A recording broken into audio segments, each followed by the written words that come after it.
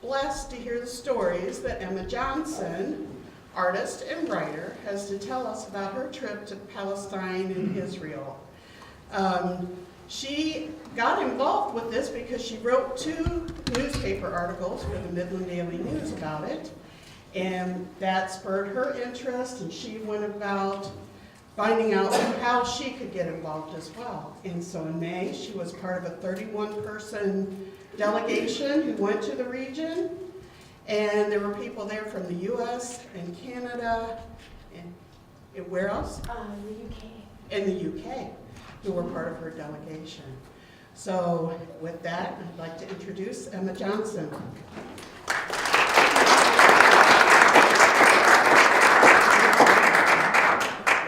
Hi everyone. Yeah, I want you to see these. Thank you so much for coming. I really appreciate it, and I really appreciate everyone who made this possible.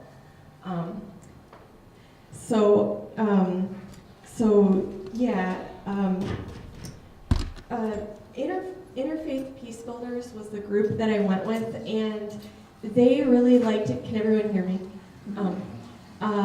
And they, the media here doesn't cover Palestine so much. A lot of people don't know what's really happening there, so this delegation will show you firsthand so you can just see for yourself instead of through the filter of media. I mean, I love the media. I work for the media, but yeah. So first, I just wanted to read a statement about just kind of what my thoughts are about the Palestine-Israel situation, just so you can kind of understand, kind of ground you in the rest of the presentation. So basically, I used to think that Israel and Palestine were both equally culpable in a nuanced conflict that went back for centuries. And if we could just get everyone in the same room, maybe there could be peace. But on this trip, I saw the consequences of Israel's occupation of Palestine, and it's not about being pro-Israel, it's not about being pro-Palestine, it's about being pro-human rights and pro-equal rights. And the Palestinians are being denied both. And the United Nations labels what's happening to the Palestinians as genocide, and that's their words, not my words.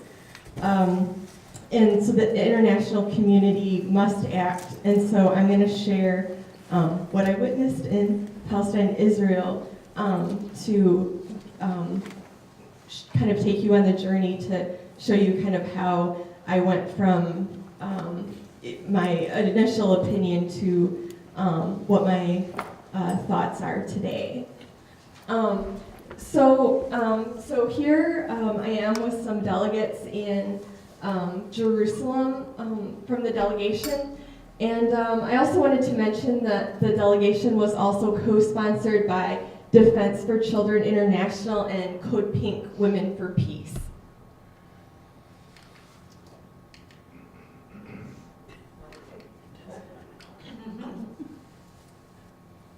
Oh, would I be able to use that? I didn't Yeah. know we had that. Yeah, but, oh, there it is. Oh, Okay. would I be able to use that? I think. Oh, you're right. okay. Oh, I just, okay. Okay. So here we are. We're the 61st delegation with Interfaith Peace Builders. So here's the group. Okay. Oh, and so here I am with some of the delegates walking around in Jerusalem. And so I have the big hat that I got from Target to keep the sun out.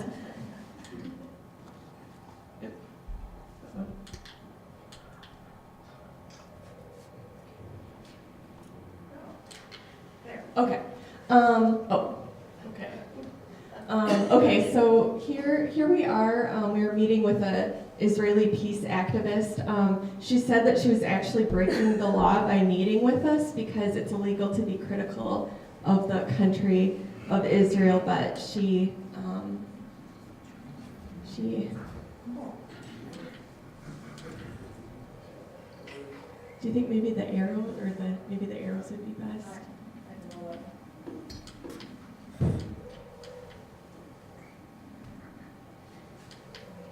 Try hitting this one. Okay. Oh, okay.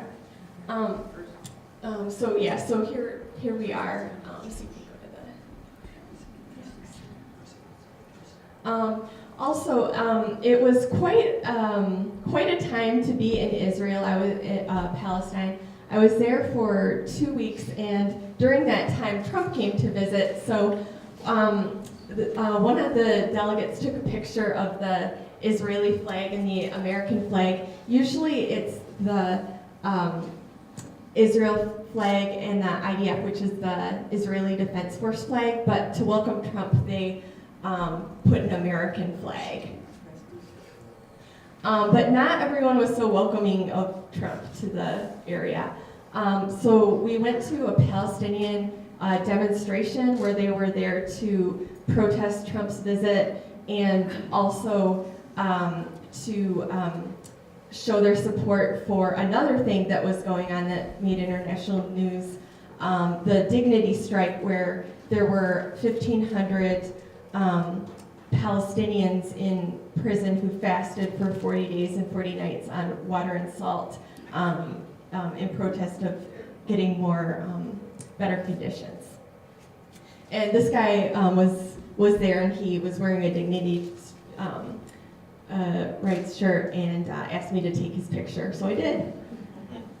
So the basic points that I want to make are that this evening is that Israel laws discriminate against Palestinians, and not only that, but they don't keep Israelis safe. And also the Palestinians are facing genocide as defined by the United Nations. And so I don't think the U.S. should provide weapons that are being used against children because our funds from the U.S. are going to harm children. And at first I had learned from my friend that this was happening, and I thought, oh, that's probably an anomaly. Like, that just seems so crazy that that would happen. But then I went there and found out that is in fact what's going on. And then just to really sum it up, building Israeli settlements is morally wrong, and we need to do something about it. So that's basically that. And I'll talk about settlements. I'm sure most of you have heard, but if you haven't heard, I'm going to talk about that as well to get everyone on the same page. So just some background. Israel, or Palestine, Israel, I call it Palestine, Israel because international law, that's what they refer to it, so that's what I go with. And it's about the size of New Jersey, so it's really a small space. So what happened, so just a brief history, is that Palestine was Israel declared itself a country in 1948. The Palestinians call that the Nakba, which is Arabic for catastrophe. So you can see that in 1947, it was mostly Palestinian land. And then when we go into the present today, you can see that there's hardly any Palestinian land left. You have the Gaza Strip and the West Bank, East Jerusalem, and even that is all broken up, and that's because of the settlements, which I'll talk about. And so it's really just, it's like what happened in America with the pioneers and the Native Americans. So some Palestinians don't like to call them settlers, but colonizers to be more accurate in the language, not using euphemisms. So looking at the map, intellectually we all understand it, but the thing is that on the trip, I met people whose lives are affected by this. And so this woman here, we met with her, and she's a farmer. Her family's a farmer. And there were settlers who want to move in, and they want them to leave. And so what happened to her is that Israeli soldiers poisoned 300 of her sheep, and they all died. And some of them just got sick and then gave off poisonous milk and suffered and then died. Another thing is that the settlers poisoned their water, their drinking water, to actually poison her family. And they also grow wheat on their farm in order to feed their sheep, and the Israelis would burn the wheat so that the sheep wouldn't have any food, and then that would try to get the Palestinians to sell the sheep, not have a means of living, and ultimately leave. And this was there too. It's like, how could you want to hurt a donkey, you know? I'm an animal lover. And you can see me there just kind of walking around. So here, this is actually a place that Palestinians did live in, and you can see there some remains from their housing.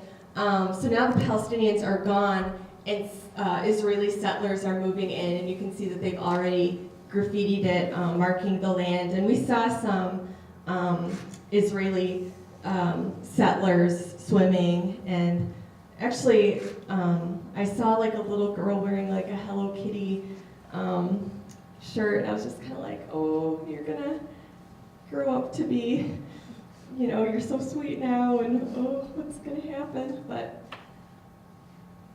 so settlements. So here in the background is a settlement, and then you can see this wall dividing the foreground, which is Palestine. Now, notice how different the sides are. In the back, the Israelis have a robust infrastructure, and there isn't very much development on the Palestinian side. And Palestinians pay both Palestinian and Israeli taxes, so it's not like they would, I don't know, be freeloading off the Israelis. They pay the taxes, but they don't get any of the services. And that, not only infrastructure, but their garbage isn't collected even though they pay for it. They don't have the sewage services that Israeli settlers get even though they pay for it, and the list goes on. So, you know, when the settlers, what happens is that the Israeli government will bulldoze Palestinian homes, and then the Israeli settlers will build homes and live in it, or they'll just kick out the Palestinians and the Israelis will just live in the Palestinians' home. If you can imagine just someone saying, hey, I'm going to take over your home, you're out on the street. So the Palestinians, you know, they know that they're not going to like it, and they're probably going to put up a fight. So what happens is that the Israeli government provides each settler with personal bodyguards that go everywhere with them. If you go to the grocery store, you've got personal bodyguards that will protect you from any violence. They also give, to encourage settlements, the Israeli government also gives each individual $20,000 per year. So if you were a couple and had 3 kids, that would be $100,000 a year, plus a free house. So it's kind of a sweet deal if you don't have morals. So anyway, and it's the money to pay for this, again, comes from us and is distributed with the Israeli government. Although these aren't even Israeli soldiers, these are actually contractors from the U.S. contractor Blackwater. Have you heard of them? Yeah, so I'll just leave it at that. So here are some Israeli soldiers. They have a 3-year compulsory service when you're 18. It's illegal to take pictures of soldiers, so I actually pretended to take a picture of a mosque, and this was just like a really tiny corner, and I just cropped it so you could see. Unfortunately, there were a lot of things that I wish I could have taken pictures so I could show you, but I wasn't able to. I didn't really mind like if I were gonna get in trouble, but what would happen if I took pictures is that our guides would get in trouble and maybe be imprisoned, and so I didn't take pictures because I didn't want them to get in trouble. Here, another illegal picture I took, though, is a watchtower. So there's a lot of surveillance. So Israeli soldiers will just sit in the watchtower and watch Palestinians. So it's just like, we're always watching you. So here's the wall, and you can see how it winds around. It's not exactly just a straight wall making a border. So here we met with this woman here. So this is the delegates. You can see me there. We met with her. She lives in Bethlehem, and we're at the upstairs of her business.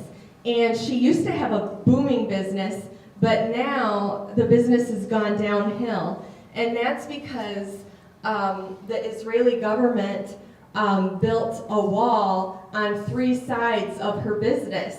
So customers can't access her business very well anymore. Plus, the worst thing is that on the 4th side, oftentimes Israeli soldiers will block the way. So how can you get customers in to sell your goods? How can you get goods in to sell them? And worst of all, how do you get in groceries to grocery stores? I'm not condoning any violence, but people do things when you're that desperate, like if you don't have food. So here's the wall in Bethlehem, and have you heard of the graffiti artist Banksy? He did this, and other Palestinians have added to the mural, and you can see me there. So, so just to not to belabor the point, but just quickly, you know, this is what I'm talking about. I took some screenshots from the United Nations map, and if you want to go on the UN website later, you can find a PDF too. So what happens? So it's like if her business was in here, and the same thing is happening to families. And this has happened. There's a family here, and before the wall, they have a family here, and they just see each other every day, babysit for each other. Now there's the wall. So now if they want to see their family, they have to travel all the way around the wall, through the checkpoint, through there, to see their family. So the Israeli government is just making things really difficult very unnecessarily. And this is just another example. There's no need for this. I mean, this is like gerrymandering. So here's a wall that is in East Jerusalem, and it separates, the other side is the West Bank. So we're in East Jerusalem where I took this photo. So on each side of the wall, from what I understood with the media, and from, I guess, what Israel has told the media, is that on one side of the wall there's the Palestinians, then you build a wall to separate it from the Israelis so that the Palestinians can't harm the Israelis. That was my impression. But in reality, on both sides of the wall, there are Palestinians and Israelis. So you're not really, you know, what's the point? There is no point. And so just showing you that there's a whole bunch of wall. And here's a checkpoint. So when I was talking about checkpoints, that's the places in the wall where you pass through the wall, which is another thing, like anyone can pass through. So everyone goes to the other side every day, so it's just this annoyance.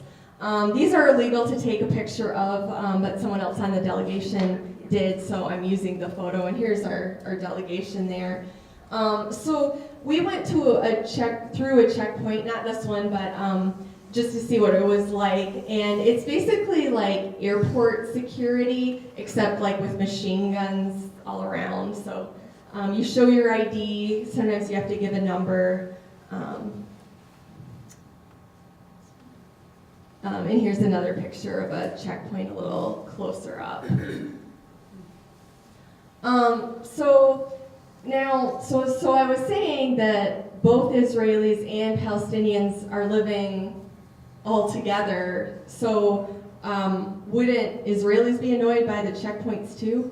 Well, the Israelis don't have to go through the checkpoints because they have bypass roads, which are these super highways built on Palestinian land, which is illegal according to international law and the Fourth Geneva Convention, but they built them anyway. And you can also see the disparity of the gravel roads for the Palestinians and then these super highways. So it's like there'll be Israel and then the illegal colonies and then the super highways just connect it all. And sometimes they go through a farm, so like if you're a farmer, your farm is just cut in two, and too bad. So you can see a settlement here, and you just get on the super highway and you're in Israel, no time, no checkpoints. And by the way, with the checkpoints, some people have given birth at checkpoints or died because they haven't been able to get through in time. To enforce this, Israelis have yellow license plates and Palestinians have green license plates so that Israeli military can enforce who gets to use the roads and who doesn't, even though both are equally paying for them. This is our guide, Isa. And he's kind of a famous activist. He met with Bernie Sanders recently to talk about Palestinian rights. You can see some of the wall here. I don't have a picture of her, but one thing that really upset me here, this is in Hebron, is that I met a woman who used to go to the mosque every day to pray, and she's an old woman and kind of frail, and she doesn't go to the mosque to pray anymore. She just stays in her home every day because with all the walls and all the checkpoints, it's just too hard for her to manage stairs, so she just doesn't go to the mosque anymore. So this is where we walked to, just to kind of. This is Hebron. It's about the size of downtown Midland. So if you can imagine Midland with all these walls and checkpoints, you probably wouldn't want to shop there. And then again, a UN screenshot. You can see Hebron has 174 checkpoints or not checkpoints, but like barriers and walls and things. One last thing about Hebron. You can see there are two places to walk on the sidewalk there, going the same way, same path. One side is for Palestinians and one side is for Israeli settlers. Many people have likened the situation in Palestine, Israel to the apartheid South Africa. Here, I don't know if I can pronounce it right, like Ataf. It's a Palestinian village. And here I am by the mural. And notice the black key behind there. I'll talk about that later. And the black key. So we met with these children. They live in the village and they're involved with Defense for Children International Palestine. And they told us about life there in the village. They're farmers, and settlers have come to live next to them. One thing settlers can do is they can take over your home if you're Palestinian at any moment if they want to have military practice. So you never know when settlers are going to come and they're just going to kick you out of your house and you're going to sleep in a tent. Another issue, and there's so many issues and I can't talk about everything tonight, but water is an issue. So here, these are our tanks that you can tell a Palestinian home because they will have these tanks on the top of their homes where they store water. Israeli soldiers have access to running water 24/7, but Palestinians never know when they're going to have water. Sometimes they'll have it for a few hours every 2 weeks. They were saying one time they went an entire summer without water, so they have to store it there. The UN says that humans should have 50 to 100 liters of water per day. Palestinians get 20 liters of water per day, and Israeli settlers who live right next to them get 120 liters of water per day. And this is going to be a Jews-only apartment building. Need not apply if you're Palestinian. This man we met, and he when he was a teenager, he, I think it was for 3 years, he spent time in a detention center, and this is actually the Israeli detention center built in Palestine that he spent time in, and it's been converted into a Palestinian youth center. Here are some of the cells that they have. They would put 15 people in there. They'd have to crowd, some people would have to crowd to one side so that people could sleep. They'd sleep in shifts. Here you can see the marking of time. You can see a calendar there. And then here's like a group shot.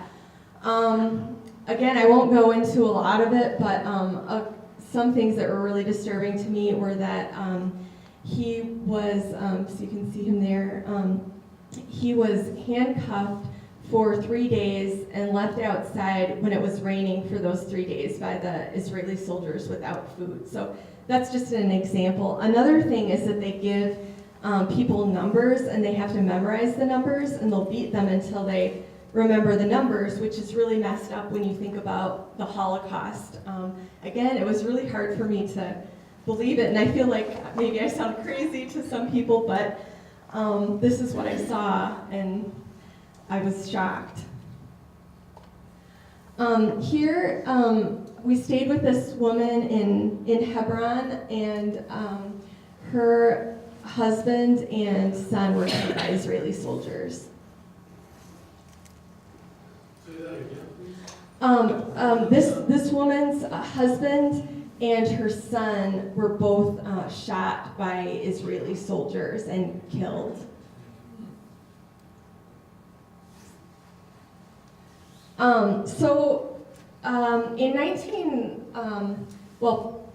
We visited a refugee camp while we were there, and we actually stayed overnight at the refugee camp to see what life was like there. And they've been there for 70 years, and this black key is a symbol for Palestinians of the Nakba, the catastrophe of 1948, when Israelis forced the Palestinians out of their homes by using force and violence. So they left their homes, but they thought they were going to be back in 3 days after the bombing had subsided. And so they all grabbed their house keys because, they were just going to be back, but they were never allowed to return. So they lived in the refugee camp. And they're just hoping that one day they'll be able to return to their homes. So it's called the right of return for them. So here we are. We played ball with some of the children. And you'll notice that there's cement. They used to be tents, but then it got really cold. They still try to instill this kind of, we're gonna go back, you know.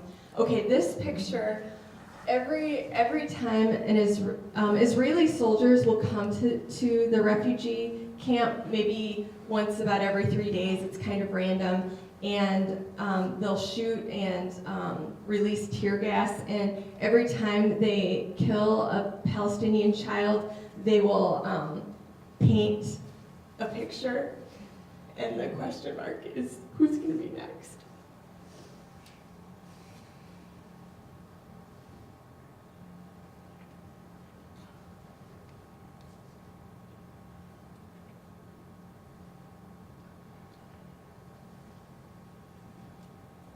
Okay, so in the camp, there's a youth center, and these are some of the youth that were there. I was trying not to cry, but a few months after we got home, we found out that one of the Palestinian children in this youth group was killed.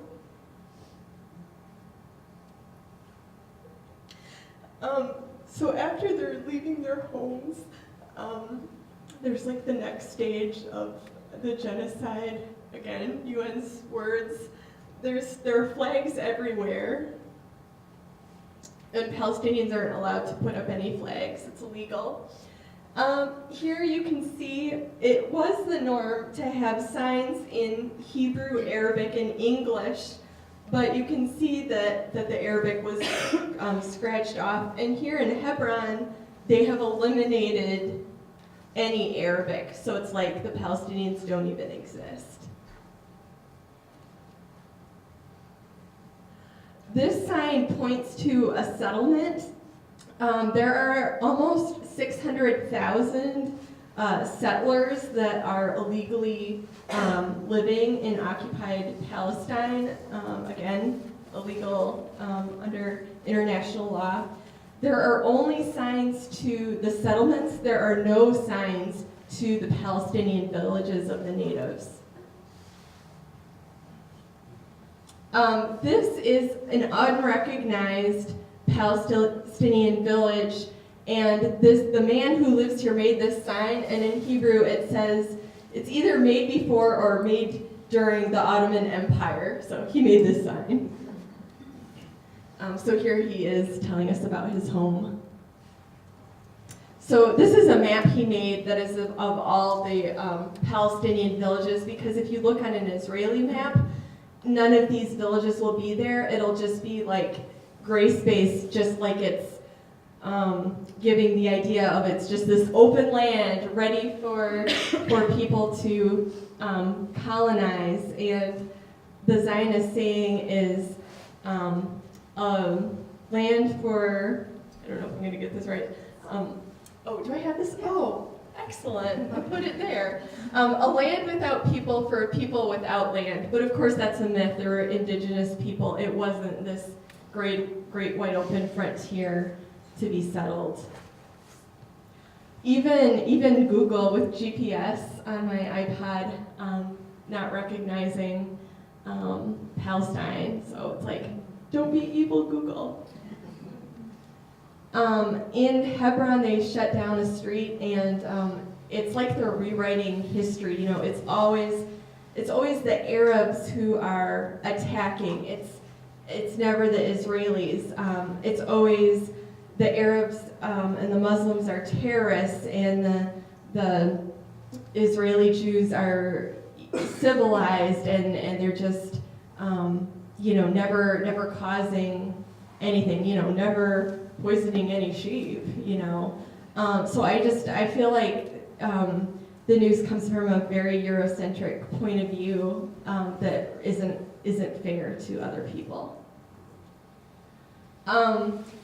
Now, as I said, the delegation was co-sponsored by CODEPINK, and 2 weeks ago, CODEPINK, if you're on the staff of CODEPINK, you are banned from entering the country of Israel.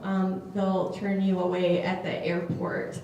And then I was on the 61st delegation. The 62nd delegation of the Interfaith Peace Builders, there were, it was co-sponsored by a Presbyterian Peace Group and then also Jewish Voice for Peace.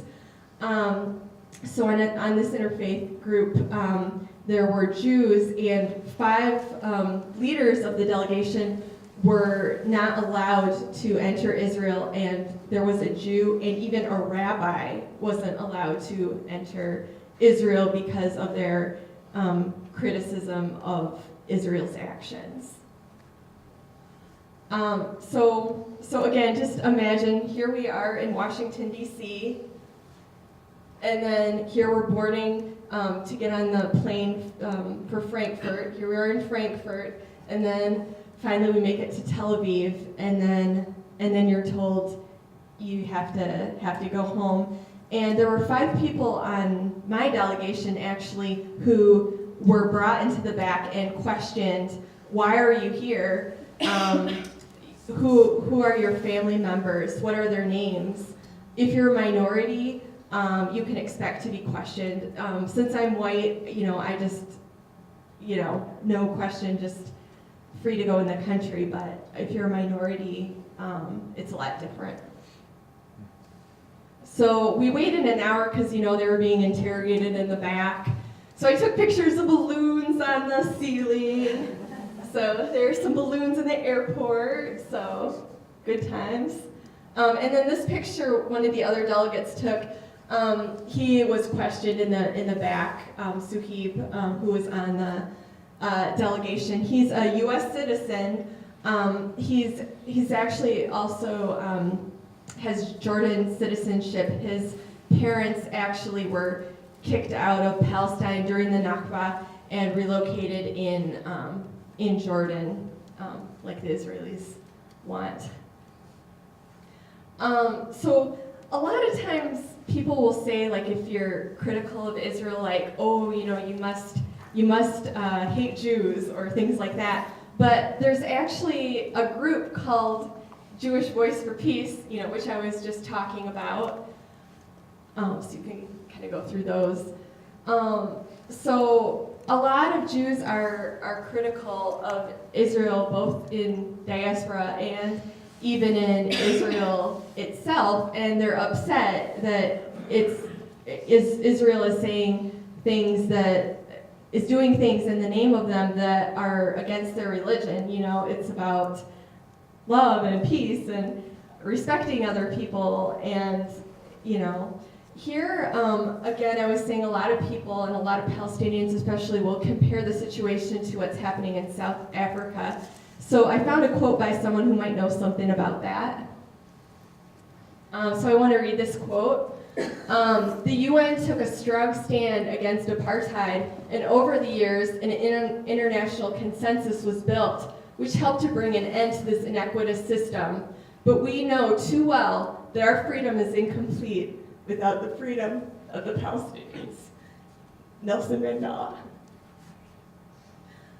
So I got to go to the UN, so that was really cool. I was really excited. I'm kind of dorky. So there's the UN. So I put this quote up. So we went to the meeting. There were a lot of NGOs, and we got to sit in, so it was cool. Anyway, the woman, the UN has all these statistics. How many people were killed, how many checkpoints there are, what Israel's doing, and I cannot count the number of times that she said Israel is breaking international law. And so this French guy at the end asked, so what's happening to hold Israel accountable? And she said, oh, well, currently nothing. And the UN, we can point out all these things, but we don't have a means to enforce it. The international community has to come together and do it. And then there's the UN still. Okay, and then like I was saying, we met these guys. These are Israelis who refuse to serve in the military, which is really brave of them, because if you don't serve, you are ostracized from your friends, from your family, and good luck getting a job. kind of over for you, so they were really brave. Here, these guys were telling us that it's a very militarized state, and it starts out very young. This is the worksheet that elementary school children will do, where instead of counting, like I remember counting like apples and oranges and things like that, well, they count missiles and bombs and war aircraft, so that even at that age, it's priming them to get ready for the military. And, you know, they didn't want to serve in the military because they knew what horrific things they would have to do. Like, they were saying that usually the Israeli soldiers will blindfold these children whom I've been talking about. When I was there on the delegation, at that time, there were 300 boys and 26 girls who were in prison, children. And he said, or these guys said, that the Israeli soldiers will blindfold these children because if they had to look at their eyes, they wouldn't be able to go through with it. The things that they do. Again, I didn't take a picture of this guy because, I don't know, it's kind of hard and emotional to be like, let's take a shot, you know. But I had a conversation with the guy at the reception desk. I had lost my card to my room, and he asked me, "Are you on that Peace Builders delegation?" And I said, "Yes." And he said, "What do you think of what's happening to the Palestinians?" And I said, "Oh, it's awful." And he said, "Thank you so much for what you're doing. Like, I'm really touched, but I think you're wasting your time, ma'am." He said, "Americans don't care about the Palestinians." And I said, they don't know what's happening. I said, the Americans are good people, and if they knew what was happening, they wouldn't be giving the military support. And he didn't really believe me, and I just want to prove him wrong. He said, "You flew 6,000 miles, and I just feel bad for you because I don't want you to be disappointed."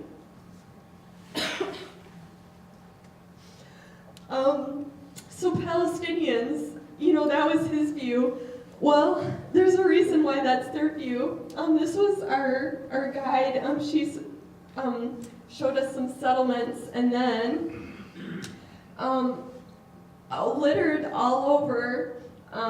This picture was taken in East Jerusalem.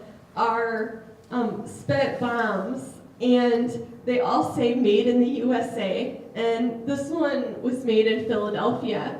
So what the Palestinians see of Americans is they see Caterpillar bulldozers bulldozing their homes, and they see spent shells that say "Made in the USA."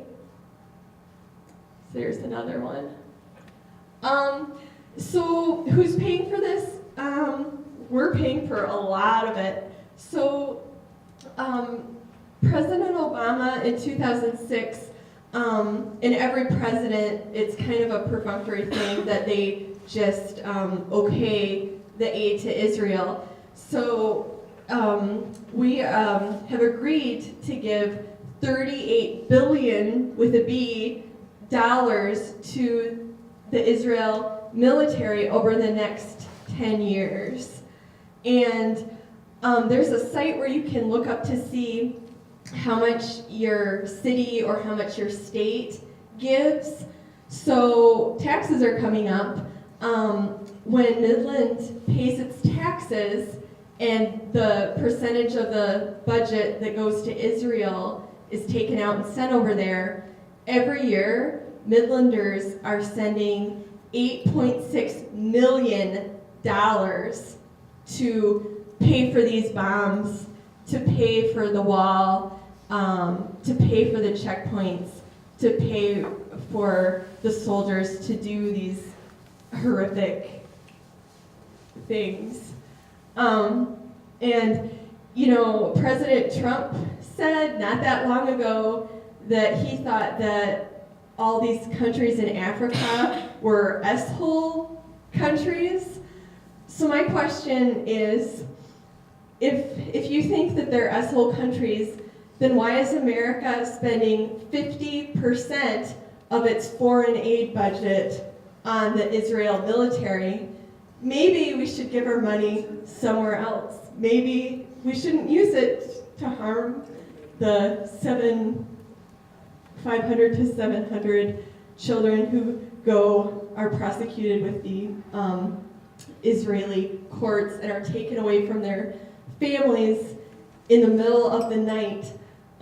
What happens is that soldiers will break into a house, a child will be asleep, and they'll wake up to 6 soldiers pointing guns at them, and they're told to come with them, that they're under arrest to be questioned. If they threw rocks at soldiers, they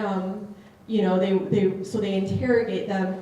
Well, the parents don't know where their children are going, they're not told, and this is often the first time that these children have ever been away from their parents overnight.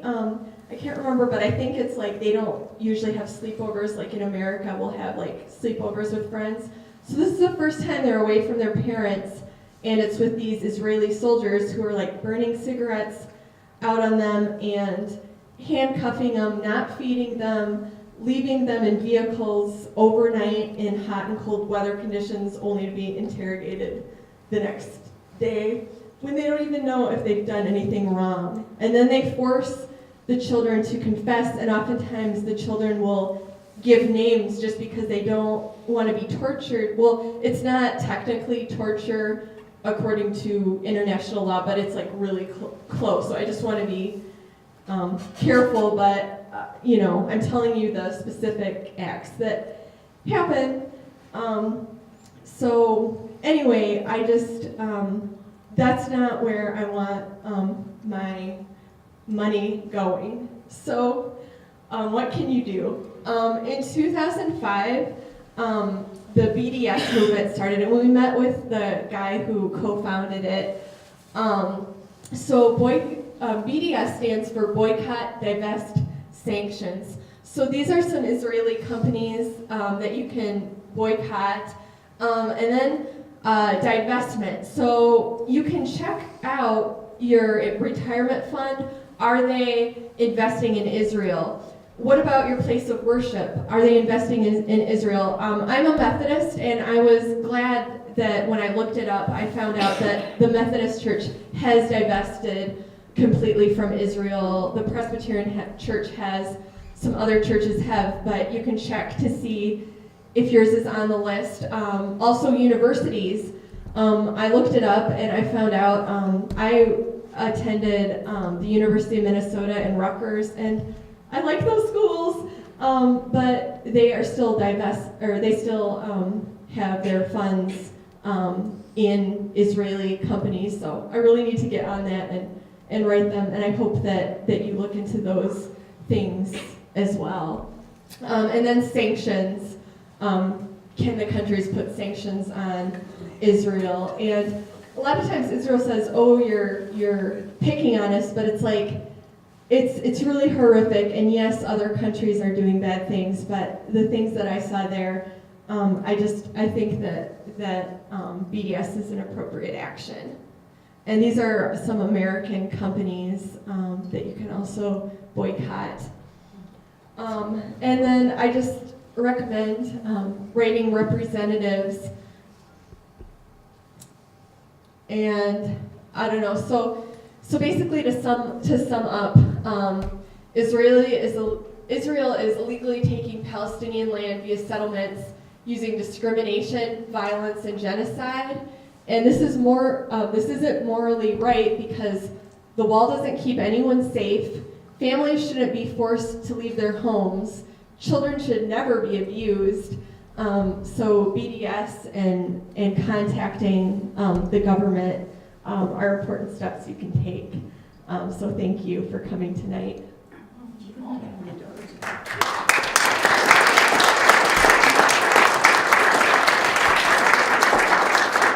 So if anyone has any questions, I'd be happy to answer them.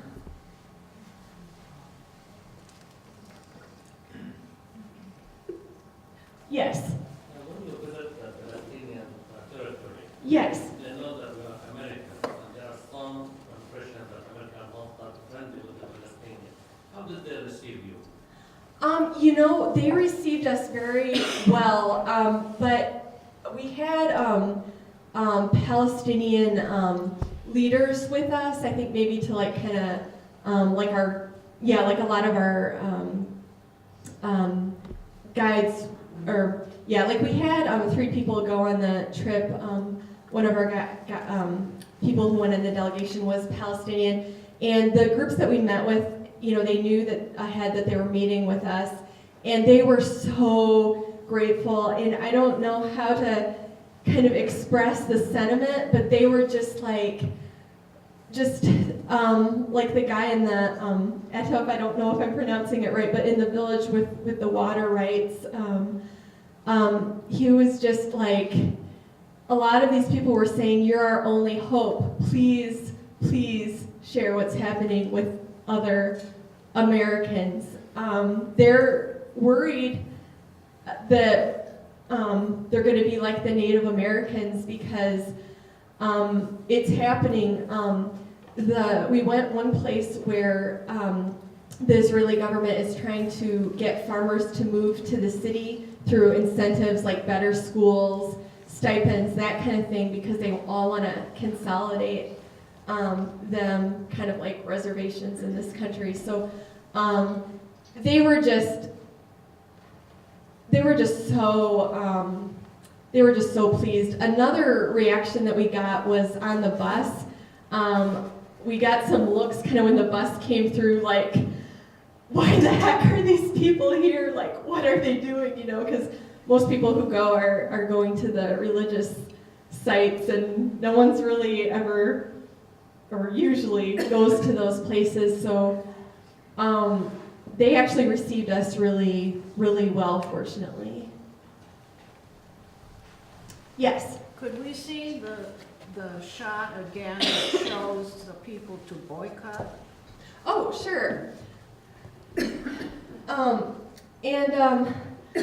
So in order to do this, I have like either we can make a sign up and I can email people, or I made this URL to a link on my website. So if anyone wants to know more about it, I have 2 links that tell you more about BDS, what it is, what the companies are, so that you can know and decide what you want to do. Some people just boycott Israeli companies. Some boycott both. Some people boycott just the settlements. Some people boycott Israel proper to put the pressure on. Yeah. I'm just curious, because those are such major, like if you're in the stock market, those are pretty hard to avoid in some ways. Is it because they have factories in Israel, or what makes them, they give money to Israel? I'm just curious what makes them a supporter of Israel, those companies.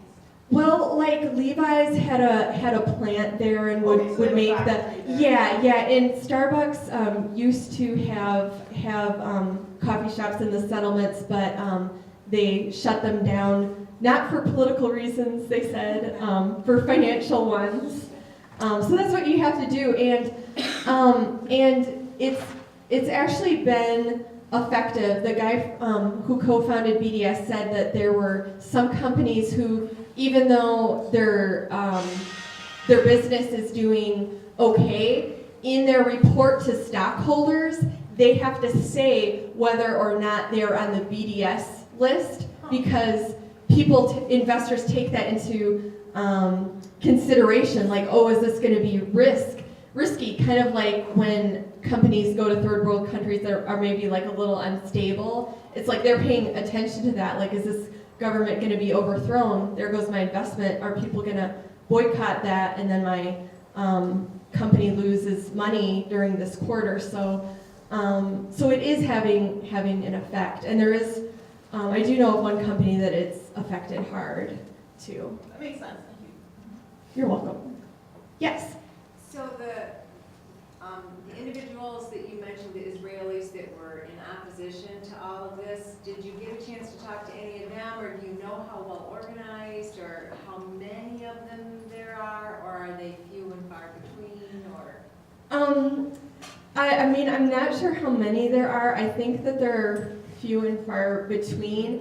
One woman who we met with, the one who was saying, you know, she's breaking the law, she said that there's a lot of censorship in Israel, so they actually don't know some of the horrific things that their government is doing.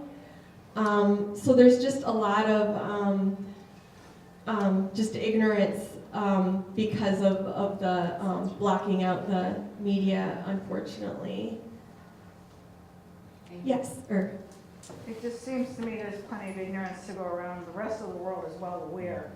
You know, we hold ourselves up, here we are, this like filthy contradiction, that we're a beacon of democracy for the rest of the world, and yet we aren't. And there's so much ignorance here about that. And the rest of the world knows that, and they're angry. And that's what they see that's going on with our tax dollars. yeah, I mean, it definitely doesn't make us safer in the Middle East, because this is what the Arab countries are seeing, and in the past, you know, Israel has tried to annex neighboring Arab countries, and then we're supporting Israel and you know, and doing these horrific things. And a lot of Palestinians made the point about the hypocrisy. They said that Israel calls itself the only democracy in the Middle East, but if it's a true democracy, then why are there different laws for Palestinians? Why can't Palestinians dig wells as deep as Israelis are allowed to dig wells? Why are there different sidewalks? Why are there different roads? Why are there better schools for the Israelis even though the Palestinians are paying the taxes? So they kind of, you know, really mock that. Wait, I think, did someone back there have a question first and then? Well, it wasn't a question, just I want to make a comment. The reason we don't have, that one slide we had is to be against Israel, is not to be anti-Semitic. That needs to be understood. You say something negative about Israel, and the anti-Israel defamation league will probably come out and knock on your door, literally. And so all of our media outlets, like NBC, CBS, ABC, are all headed by Jews. All of Wall Street is headed by Jews. The majority of those companies that we are so familiar with are probably headed by Jews. And so there's a very biased and a deliberate attempt to keep American people at large in the dark. The other side of it is that a lot of evangelical Christians think that indeed the Bible says they're the chosen people of God, what the Bible says, and they forget that the Jews wrote the Bible for the Old Testament for the Jews. They you know, like that's their story written by them for other people. I mean, Yeah, there's you can't be objective about it because so many people who want to read scriptures want to hold on to that, and a lot of the evangelical preachers were talking about you've got to defend the Jews, and they're not giving the people the right side of what's going on. And a couple years ago at the United Nations, I think the entire body of the United Nations had a resolution condemning Israel, and it was unanimous except for the United States. So in all practical purposes, we are the United States of Israel. No, I'm serious. There's such an influence. If you go to Google and find out how many of the senators are Jews, and on and it just goes, you know? Look at the Supreme Court. Half of them are Jews. Yeah, no, And I'm it's, not saying anything about to be against Jews. I'm just saying that the bias and the balance and the influence is so out of proportion that the guy in the street doesn't know what's going on. no, Yeah, I agree with everything that you're saying for sure. I read a book called The Israel Lobby, just checked it out at Grace A. Dow if you're interested. Yeah, it talked about those sorts of issues, like the politicians, if they do anything that's against Israel, then they'll be primaried. Tons of money will go into getting them out. Also, they're very well organized that if they do anything, then tons of people, tons of Jews and evangelical Christians who are on board with this will write them, whereas the other side, nothing will really happen, and they don't really like being inundated with all this mail. So I think the other side needs to step up so that it's not, senators can be kind of lazy and just like, oh, I'm just going to vote for this because I, don't want to deal with that. Now, the group that, I can't remember the group that you said that was lobbying, I do want to say that there is some good news.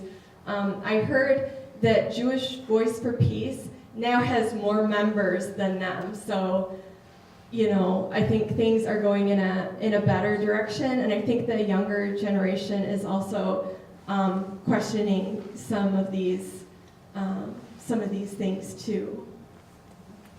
Okay. So if I was interested in going on a trip like this, Yeah. what do I need to do? I'm glad you asked. So Interfaith Peace Builders is the group, and you can just go to ifpb.org and you can learn more about it. In these URL page, I actually put that website down, or if you just Google Interfaith Peace Builders, you can find out about it. And they usually have about 2 delegations a year. I mean, I don't know, they had more this year, but they usually have one that's like the one that I went on that's meeting with the peace activists. And then they have another one that's an olive harvest where you meet, where you help the Palestinians harvest the olives.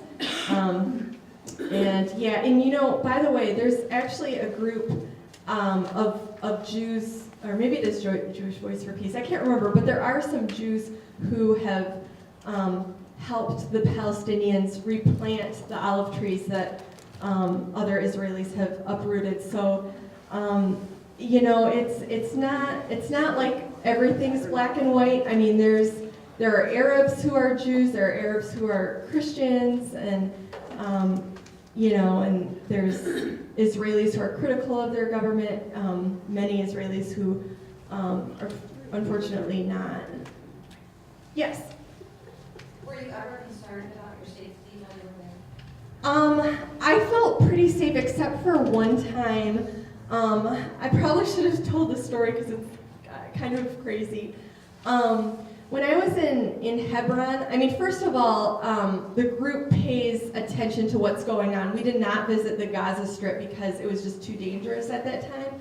But when I was in Hebron, our guide, Isa, the one who's kind of famous, he was just trying to demonstrate the segregation, and so he was, I don't want to say hamming it up, that's kind of like for comedy, but the serious equivalent of what that would be, he was like, okay, so you're saying I can't go, and he was trying to kind of get through, and so the Israeli soldiers pointed guns at him, and I just was like, I just kind of turned around, and I was like maybe we don't need to bring out the guns, like maybe we can just talk it out, and like maybe we can just bring down the guns, and I told another delegate, I was like, I don't feel safe, and the other delegates, I was actually, I think, the only delegate who was afraid, but the other delegate said, you have nothing to worry about because, we have 31 Americans, Canadians, and Englanders here, and so they're not going to do anything because, for example, another thing that happened that was really disturbing to many people on the trip was that a 23-year-old Palestinian was killed by an Israeli settler. So we were on our bus somewhere and we found out that we needed to take an alternate route back because this murder happened, and everyone in the delegation was just horrified.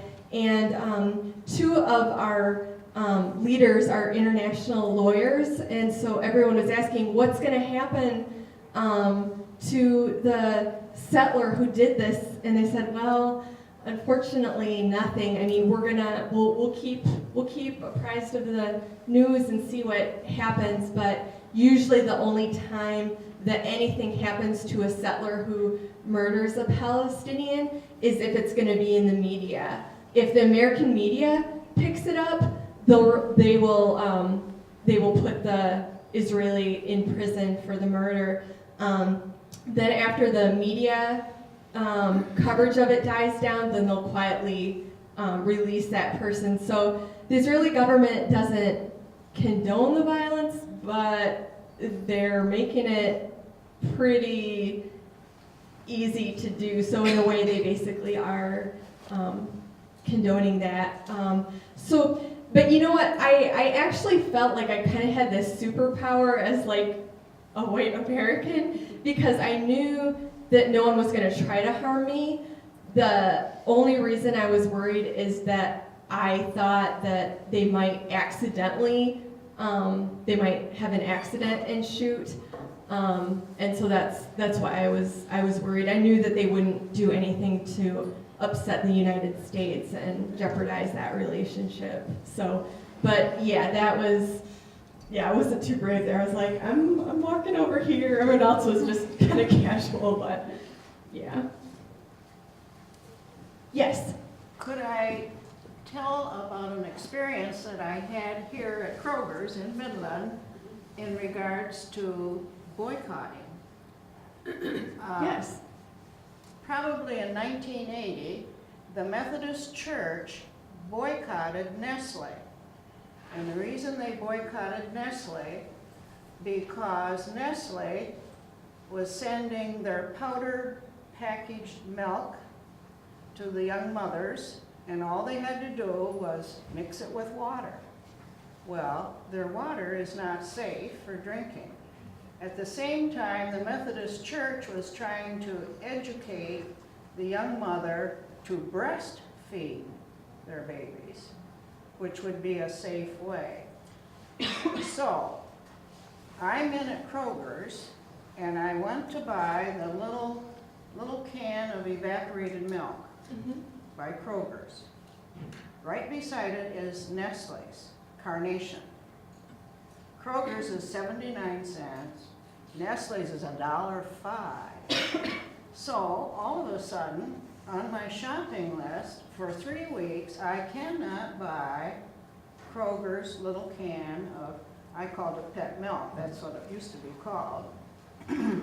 So I contacted the guy who was stocking the shelves, and I said, why is it I never can buy the Kroger brand of evaporated milk? Well, he said, it's there. And so we went to the counter. Well, he said, it isn't there. Well, let me look on my list. So he looked on his supply list, and it's marked canceled. Oh, I said, that's why I've never been able to buy it in the last 3 months or so. Well, he said, right there's Carnation, you can buy Carnation. And I said, no, I boycott Nestle evaporated milk. And he looked at me so surprised, and he said, well, why do you boycott Carnation? And I said, because it's Nestle's. And I told him the story about the African woman. And he said, I am so glad you told me about that. He said, I'll look into that. The next week when I went to Kroger's, Kroger brand was on the shelf. Nice. A couple things. First of all, I think the churches are more ahead of other organizations. And I think it's because the churches have a good mission, so it doesn't really make sense to be invested in funds doing things counteractive to your mission, whereas the academic institutions will have some Jewish donors or evangelical Christian donors who will retract large sums of money, and so it's harder for like other institutions to do the right thing. And the other thing I want to say is that if anyone would like me to speak at your church, or if you have a civic group, I would be more than happy to speak. There's so much that I couldn't share. Like if you wanted to do something like just about the wall, you know, we could talk about the parallels between like the wall with Mexico and how they're using the same contractors, you know, in the military-industrial complex that Eisenhower warned about, because that's part of Interfaith Peace Builders, is not just going and like, okay, I know about it, but educating other people, because I do believe that if Americans do know, I think people are good people and they'll do the right thing. Yes? Yeah, hearing all these things, just a few comments. First of all, thank you for another reason to boycott Nestle. Basically stealing our water. I was surprised to see that Kellogg's is up there. I didn't know that. You mentioned the things you were mentioning. Kroger's gonna buy some stock in Kroger. Comparing Israel, you know, and saying apartheid, it also just reminds me of Jim Crow laws in the U.S. And, you know, African American being murdered by a white person, and chances of them being prosecuted was slim to none. And, you know, segregated laws and separate facilities and inferior facilities and all that. The other thing you mentioned, the olive farming. There's a singer-songwriter from Michigan who's Jewish, kind of a friend of mine, actually. His name's Joshua Davis. He was actually on The Voice a couple of years ago. It came in like second, third place. Back in 2012, he participated in what's called a run across Palestine. And they were promoting fair trade olive farming. But he went as a singer, and he went and entertained mostly a lot of Palestinian youth and kids. And so I'll just make a plug for it. It's called A Miracle of Birds, is the name of the album. But he has references to all the three religions and everything. It's a song called 99 Ways. And it's a very uplifting CD, but yeah, that whole thing, you know, with the olive trade, when you said that, it kind of reminded me of that. So there's people doing things. It's just a lot of it's just kind of under the radar. Yeah, every night our delegation would meet for an hour and a half and just discuss to try to process what we had witnessed that day. And we had a lot of conversations about the Black Lives Matter movement and just all the parallels with it, and just talk about trying to bring like Black Lives Matter and the Palestinian issues together. And you know, now that I keep up on this, I've seen a lot of signs that are like Black Lives Matter and Palestinians like on the same protest or demonstration signs, because there's just so many parallels between the two. I think the thing with Palestine, Israel, and there's a lot of things still happening here in the U.S. today that are similar, but the thing that struck me about Palestine, Israel is how systematic it was.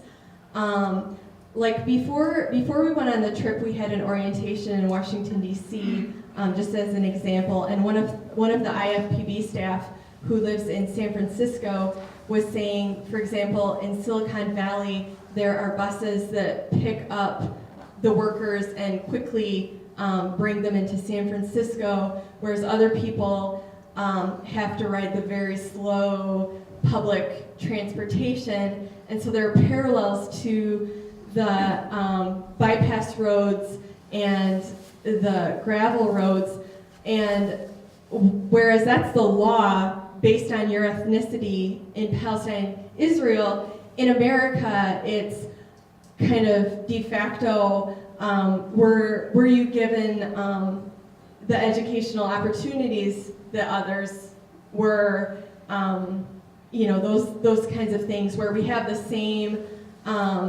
results. I mean, like schools are still somewhat segregated depending on your zip code, where the same thing is happening, like when those children, we're talking about the settler children who just moved in get buses, whereas they have to ride donkeys even in the winter to school, even though they're neighbors. So yeah, there's just so many parallels. It's just, I think the problems are also in the U.S., but it's just a really insidious kind of problem that things are just a little more hidden, whereas there it was like, you know, you get this license plate, you get this license plate, where it was like, whoa, you're not even trying to hide it, you know, not even trying to pretend that there's a democracy or a meritocracy or anything, you know, you're just...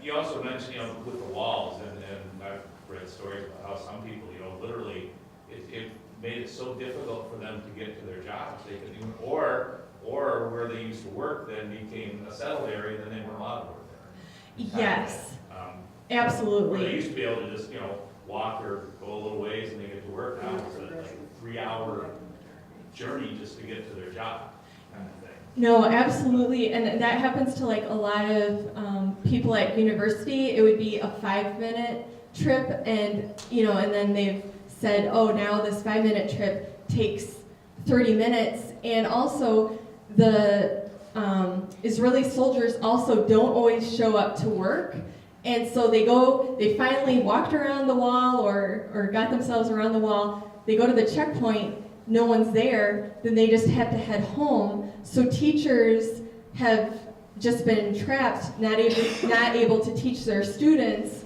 or students get behind in their schoolwork because they weren't able to attend class. So it's just all a part of, you know, just making life difficult to try to go with the genocide, which by the way, one of the UN's definitions of genocide includes not just, I mean, Israel will use guns and things like that, but it also includes coercing. And so when you coerce, where you make life so miserable that people need to leave, that's also considered genocide under international law. Yes? I would like to know if the Palestinians didn't have the support of Iran, where they would be. The support of whom? Iran. Oh, Iran? Mm-hmm. You know, I'm not sure. Honestly, I haven't read everything that there is, and I've read a lot, and sometimes it gets to be a blur, like who annexed who, and when did they change alignments, and you know, when did Russia get out of the picture, and that. So I would have to research that. Yes. My husband and I were interested in visiting what we called the Holy Land, the place where Jesus lived and taught and so forth. So we went on our own. It wasn't with an organized group or anything, but it was rather obvious to us when we were there how badly the Palestinians were treated, and it has bothered us greatly since we came home, but we didn't realize until tonight. Well, I'm really very grateful that you're here, because I want very clear directions on what I should boycott. We can review our investments, make sure we're not supporting the wrong company, because it's hard for me to think of any evil that is, we should take a stand. It's very obvious. And you were so clear, and you've got the nitty-gritty details that I want to know more on. Oh, well, I hope you do, and I'm happy to speak to any organization that would have me, and thank you for coming to understand more about this issue. Because like I said, I want to prove this receptionist wrong, because it was just really heartbreaking. Mr. Yes. Trump ought to appoint you ambassador to Palestine. Oh, yeah, right. Jared, I found out a week ago that Jared Kushner supports the Israeli settlements, which are, by the way, tax deductible in the U.S. Yes. Emma, do you have a piece of paper where people can sign their name and email so you could send them that URL where they can get more information? Yes, let's make one right here, and then I have a sheet of URLs that after questions I'm gonna cut up. It's just 8 letters and numbers, and I have 2 BDS websites you can go to, and one's Israeli, so you know we're getting all sides. And I list President Trump and our senators, governor, where you can just click the links and it'll go directly to their form that will, where you can just write your name and message. Because I really want people to, not just get mad about it and then go home, but to, to take action. Because what's happening, it's just unbelievable. And it was so weird coming back, because when I was there, I just thought, how is the whole world not over here stopping this? Like, how has someone not stopped this?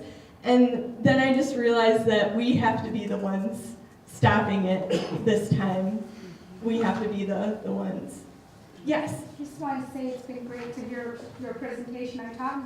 My husband and I both taught in Saudi Arabia, and I personally had a lot of Palestinian students, and it was really disheartening because I didn't know a single one in their family whose brother or father or someone had been killed. I taught 7 years, and I had many hundreds of Palestinian students that I went through each year, and it was so sad to hear each and one of their personal stories. And I had a friend up there who had gone at the time and saw the houses being bulldozed. And it's sad, and there's so much injustice there. But I wonder if you could at least give us some story where you saw some joy there. Is there joy? Is there lighthearted? Are the children playing? Is there sympathy from the Israelis? I mean, we have a human psyche. We're human. Is there anything going on that's positive that you can share with us?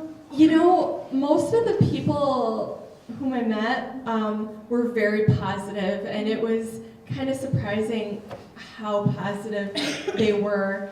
I do have to admit that, there is a part of me that wonders, was the group of all these individuals who I went to meetings with, it was a lot of people we had meetings with, was this a self-selecting group, who would talk with Americans and have the hope that something would change.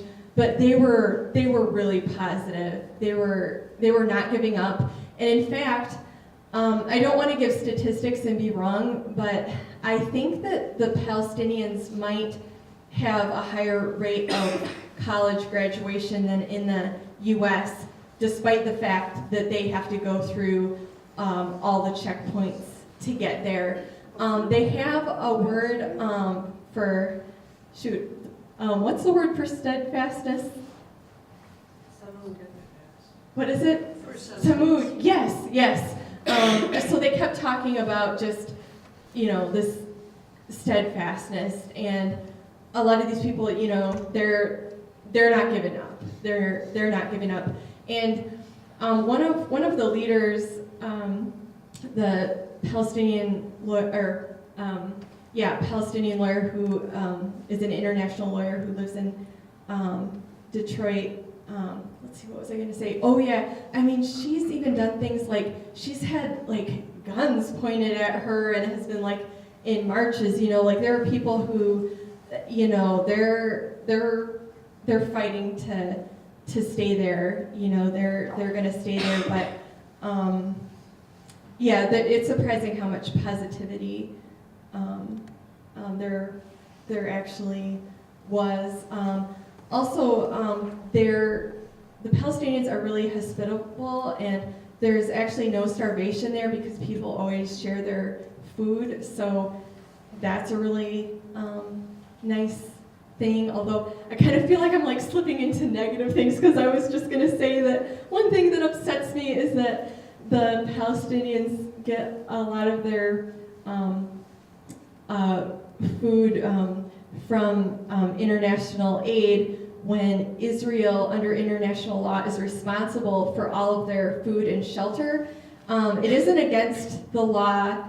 It is not against the law to occupy another country under international law, but it is against the law to not shelter the population, to not feed the population, and it's against the law to move a population into the area that you're occupying, and it's also against the law to move a population out of the area that you're occupying, and Israel is doing all of those things. So it bothers me that the international community is basically subsidizing Israel because it's their responsibility as occupiers.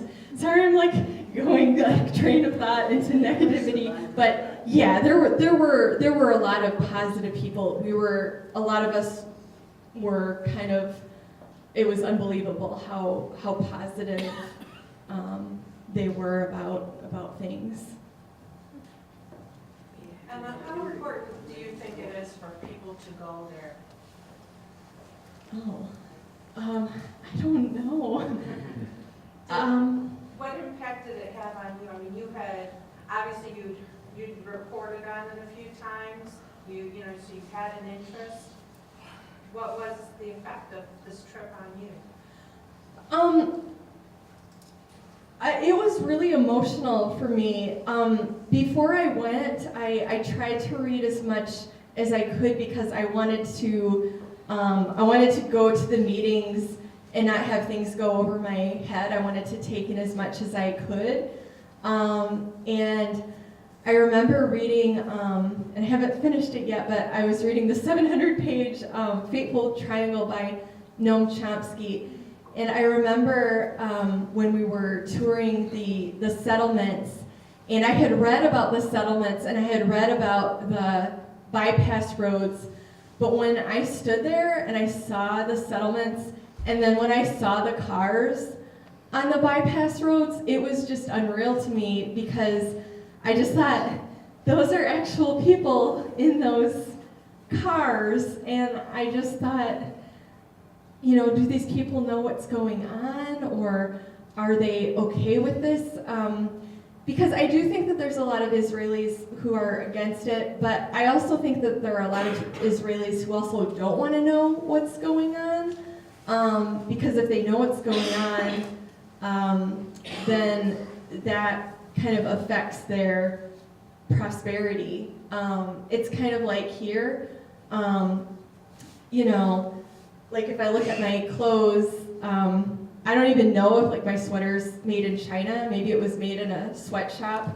So it's like you kind of have that, like you're removed from it, but then when you go there, it's like those are actual lives, those are actual people. So yeah, I think it's a different thing to see it actually being played out, and not in such an abstract thing.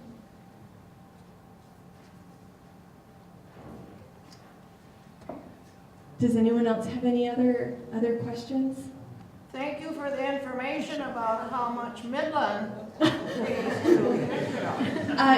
Yeah, and just think about when we were shutting those schools that we were paying $8.6 million for Israeli weapons. Wouldn't it have been nice if we had spent it on teachers and textbooks? Yes. I saw in your our list that one of the things we could do is buy Palestinian olive oil. Yes. Is there someplace in Midland where you can do that? I don't know, but I have a sheet with me that Interfaith Peace Builders sent me about it, and honestly, I don't know that much about it, but I have an information sheet about it that I can give you, and you can look more it up online. And I trust Interfaith Peace Builders. Just they're a really great nonprofit, and so yeah, I think that would be an excellent thing to look into, to not only boycott but to support the Palestinians, especially because, not to keep going in the negative, but they have on the Gaza Strip a 40% unemployment rate, and for young people it's at 60%. And it's not like people are just, I haven't pulled myself up by my bootstraps and I'm just don't want to work. It's like they're college educated, they're ready to work, they want to have their businesses, but there's just all these barriers with, and the laws, they just change randomly. So, yeah, it's just, it's difficult. I want to just put a plug in. Yeah. I did the trip the year before, and actually that's how Emma reported on my trip. But when I did meet somebody in north of Bethlehem, a village that makes soap, and I bring it over every year, right before the holidays around November. So I would love to have anybody who's interested, because it helps support that community, and by selling that soap, it sends those children to school. So if anybody is interested in doing that, I would please see me and I'll get your name. Yeah, and maybe if you sign up on the list, I could get the information from Johanna and I could email it to people so that, we could share that. I get a question among the people who are here.